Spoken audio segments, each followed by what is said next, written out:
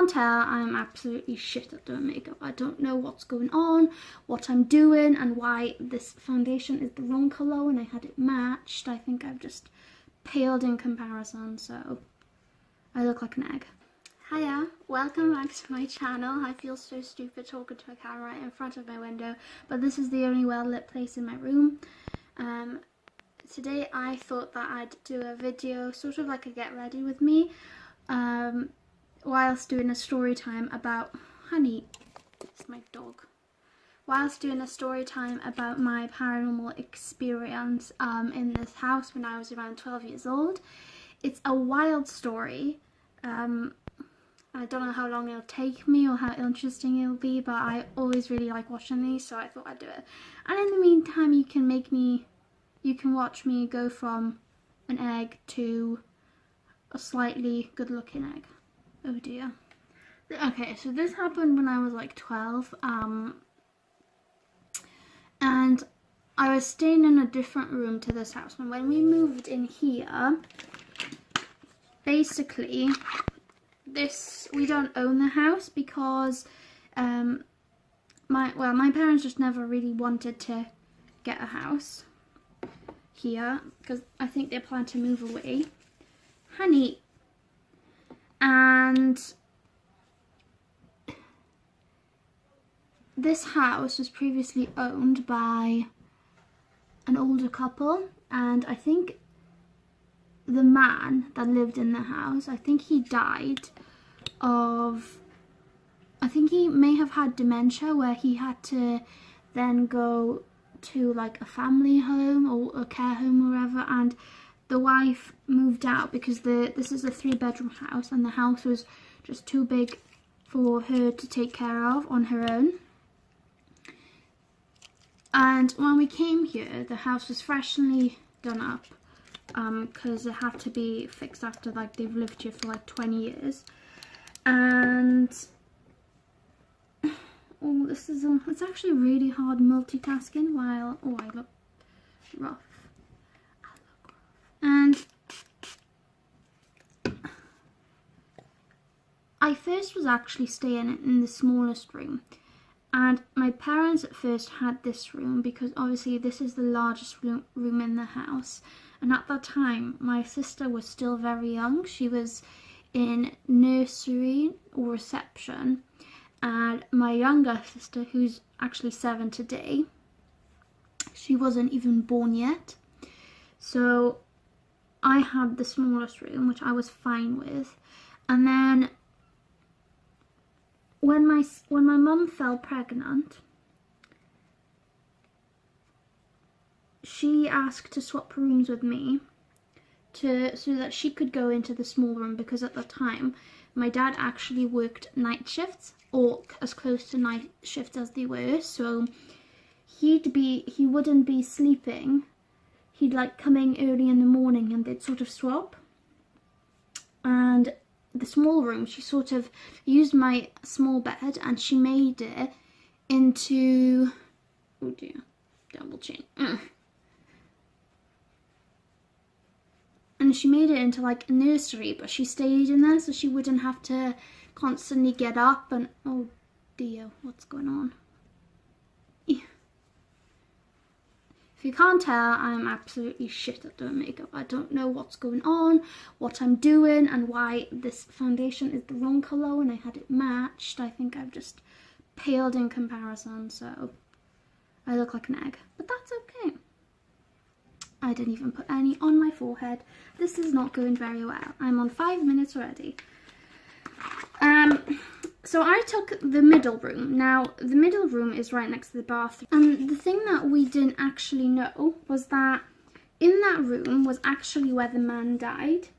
So when I moved in there, at that point, we didn't actually have any experiences of like any paranormal activity. But when I came there, for some reason, this spirit of the man just didn't like it, and it started off really subtly, where we'd be sitting downstairs watching a family film and you'd hear banging upstairs, or I'd go into my room and the chair would be moved from the place that it was in, which was against my desk, and it'd be like in the middle of the room. And at first, it was a lot of the time, it was very,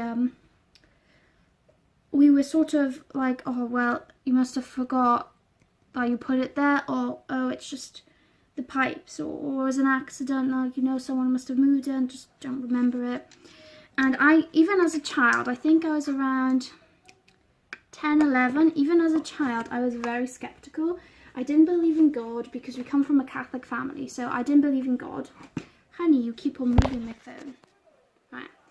I didn't believe in God, and I certainly didn't believe in spirits. And I think this is the sort of topic that you just don't believe in until you've experienced it yourself. And the longer we sort of ignored it, the more obvious what it did, it became. So it was this one time when my mum, it was like a party. I can't remember what they were celebrating, but my mum had her friends over, and they were having, and they have a daughter, oh dear, no. And they have a daughter who's 3 years younger than me. And we were in my room, which we often were, and we were playing a game. I had a piano, and I was quite good at it, and obviously she really liked to play the piano because she didn't have one, and it was just something fun that we did. When there was this moment where the door to my room locked itself, so it just like you heard a lock go off and you couldn't open it. And that was really weird for me.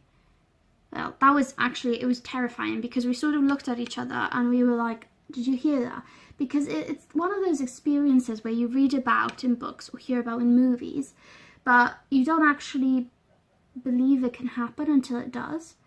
And she was younger than me, so she was more scared than I was. And she was like, yeah, what was that? I want to leave. And when we went to open the door, it just wouldn't move. And we heard, there was like this man voice, and it was shouting, and like, keeping in mind where I live, behind our house is like a forest, so there's nothing there, and we're a semi-detached house, so our next door house, like they were generally quite quiet, so we were really creeped out by it, and I started getting scared because the entire room went cold, and we got shivers. It was terrifying. I didn't like it. So I went to open the door, and it just wouldn't move. And the more I struggled to open the door, the colder my room got. And at that point, she was crying. I was on the brink of tears, and my parents must have heard us. Oh, why is it going pink? I went pink. And my parents must have heard us shouting because they rushed upstairs. They thought that something had happened, and they couldn't open the door either. And we were saying that there's a man in here, but we can't see him, and it was horrible. And I don't know how, but like it just went from the door being locked to just all of a sudden the lock, like, it just opened again and it went away. And it was one of those moments where my mum thought that we were having a laugh.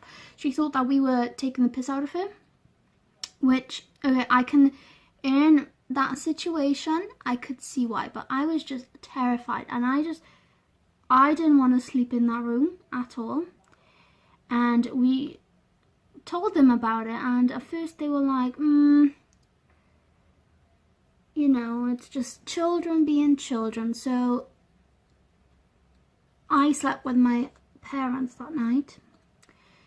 And then this sort of thing continued for a few days. We had a golden retriever as well. So she started acting really funny, where she'd be afraid to go downstairs, she'd be afraid to go upstairs, and the atmosphere started going really scary.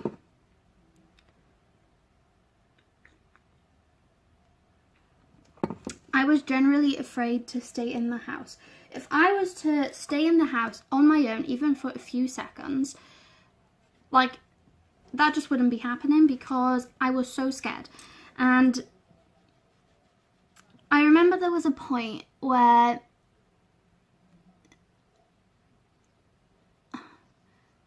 it went quiet for a while, and we just thought, oh, that's over with, you know, it must have been just something weird going on for a while, and it was fine now. And I remember I was laying in bed, and I had a 9 o'clock bedtime. I liked my sleep. I like to sleep, so I had a 9 o'clock bedtime.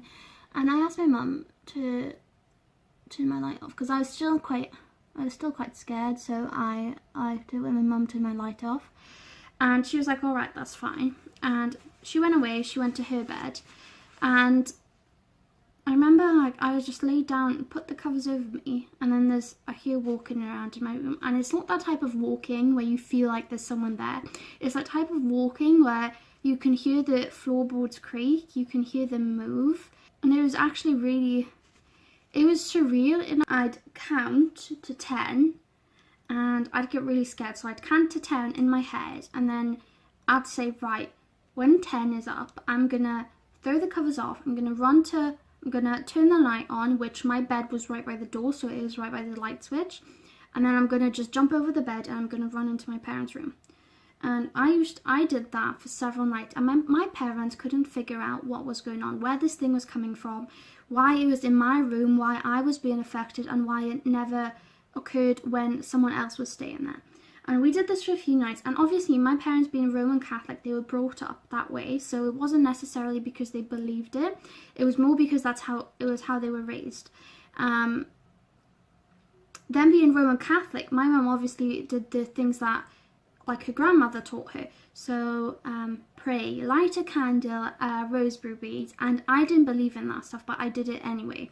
And I remember there was a point where my mum took me to the church, and we were that type of family that we didn't really go to church. Only when my nan was here did we go, because it was sort of like, oh, well, you know, you don't want to anger your nan. And I remember waiting in the service, and I was absolutely terrified because I was just really creeped out. It was at the point where the bed moved, where the chair had moved, and there was and you could hear someone moving around in my room, but it wasn't me, and it wasn't my parents, it wasn't my sister.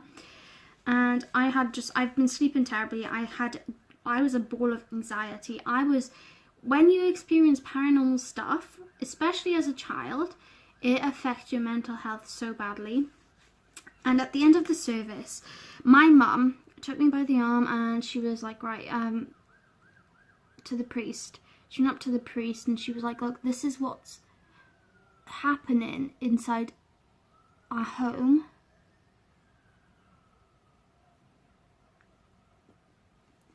Sorry, I can't multitask. And she was like, this is what's happening inside our home, and we don't know what to do about it. So the priest took a look at me, and this is something that me and my mum now laugh about, because I am not Catholic, and my mum doesn't classify herself as Catholic either. We laugh about it now because it was really fun. It is really funny, but at the time it wasn't, because when a priest, you sort of look at him as a figure who was meant to know this sort of stuff. So depending on what they say, you generally take their opinion and their words quite seriously. And the priest sort of took me, this 10-year-old me, took me by my face, and he was like doing this weird prayer, closed his eyes, and he was like standing there like this, and he put the shawl over me, and then he like looked me in the eye, and he slapped me across the face. And it was one of those moments where, like, I was a child, so I was genuinely traumatized, and my mum didn't really know what to say, because how can you tell a priest off? Like, do you know what I mean? Like, we went to him, so she thought that this was the right thing to do. And he was like, right, I need to come over your house. So, yeah. She's like, right, who is that? Oh, it's not really branded, is it? He was like, right, I need to come over your house, something's going on. So we were like, okay. My mum was like, all right, that's fine. And he said that he'd come in an hour's time. So we went back home, and the church is around a 20-minute walk from our home. We went back home, and my mum told me to quickly clean my room. Now, keeping in mind that at this point, I actually hadn't been staying in my room for a good month, because with all the walking around, I would constantly, like, I would try to sleep in my room, but I would always end up sleeping in my mum's room because my dad was doing work shifts, night shifts, I mean.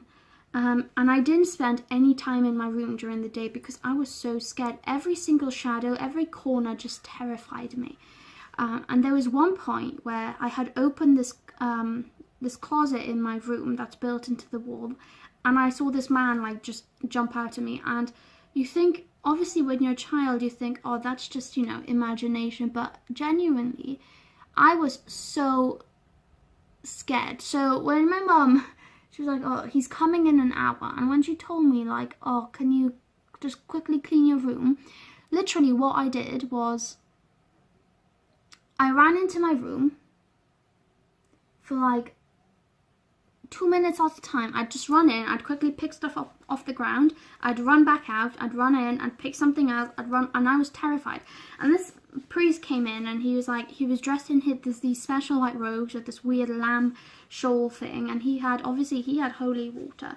So he looked me in the eye and he started praying over me, and he was like, oh, we're gonna banish this thing, you're gonna be saved, Jesus loves you, do you love Jesus? And my answer was yes to everything, because I was just like, just make it stop. I didn't care whether I believed in it or not. I just wanted it to stop. And he went around blessing my house, and especially my room. And then at the end, he slapped me again. And I was really surprised that my mum didn't say anything, because, like, here I am, a 10-year-old child, absolutely terrified, a ball of anxiety, and here there's this priest slapping me across the face. And I was just like, wow. And I think that's actually where my dislike for, that's not even a sister, that is a damn different sibling. That's like a different adopted mother, perhaps adopted sister, Jesus Christ. Okay, I don't care. I don't even care. I can't make up. Right, and when this priest left, he gave me like this rosary thing and this necklace of the saint. I can't remember the saints, but it was a saint who like are meant to protect you. And he gave us the candles that they actually use in the church, where those special candles, ceremonial candles or whatever. And that's what he gave us. So we were using them, but nothing was working. I am telling you now, it did not work. And a week at a time, like, we rearranged the room, we did everything he told us to, we continued blessing the house, we continued praying. It didn't work. Like, I was just mind boggles, because I was like, this is a priest, and if he can't do this, then how the hell am I supposed to deal with that as an 11-year-old child? And this is where I actually really started disliking the church, because I just, but here's the thing, right? Here's the thing. A few weeks later, we went back to church because my mum agreed with him that after a few weeks he would go back, and we would go back, and he would see, like, he would talk to us, and he would see whether everything was working how it was meant to, whether everything was fine. Remember, at that point I was sitting down, and I struggled. At this point I did struggle. I developed such bad anxiety, and I think this is why I had anxiety for years later on. I just developed it from this. And he was like, oh, you know, do you love Jesus? And I said, yeah, I think, but the spirit, like, but I was like, but nothing's worked, I'm still experiencing it. And do you know what, I was fuming, because this priest that didn't know me, who was someone that I was looking to for help, because that's what my family said would help, he was like, oh, you don't love Jesus enough and this is why you're experiencing this, spirits aren't real and all of this. And basically he made me think that I was crazy.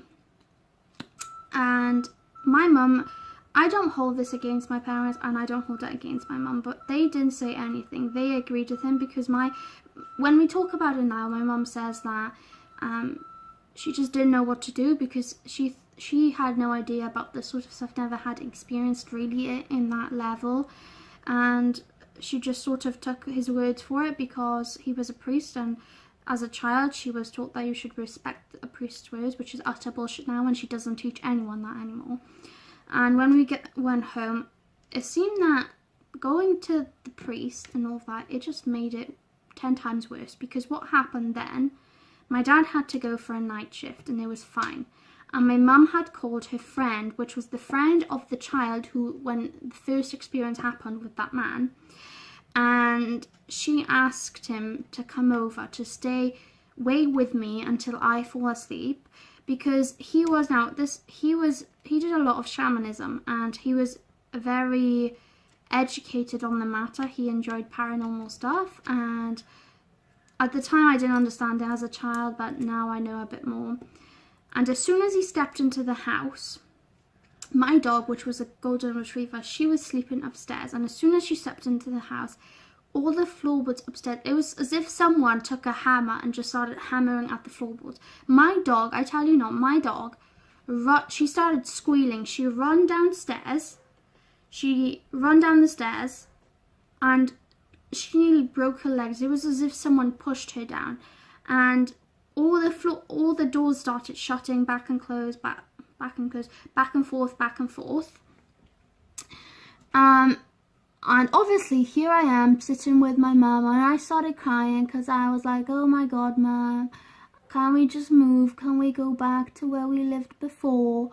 But no, what he did was he had a candle, he took a piece of my hair, and he went upstairs and he did whatever it is that he did. I still don't know to this day. But he did it, and I tell you not, the atmosphere in the house just changed. What was that? The atmosphere in the house changed. Once he did that, it was like, it just went away.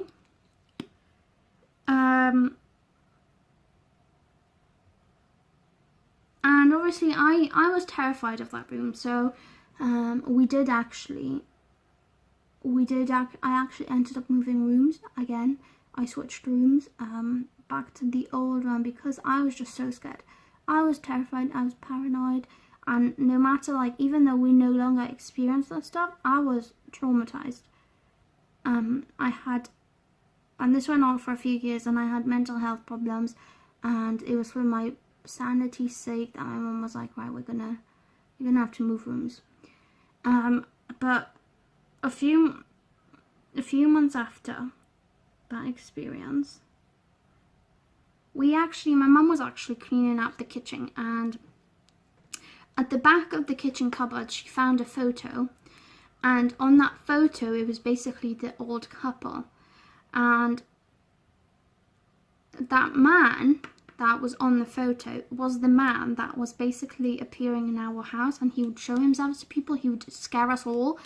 And it turned out that the room that I was staying in was that man's room before he died, and he just for some reason didn't want me there.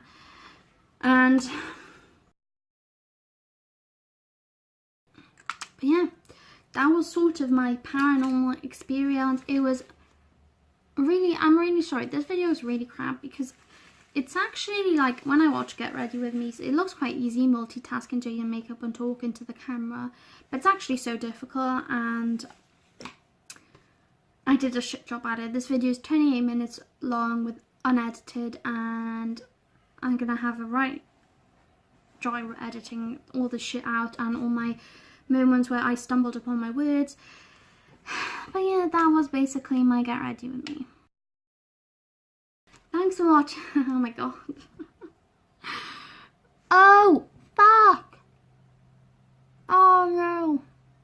No. Oh.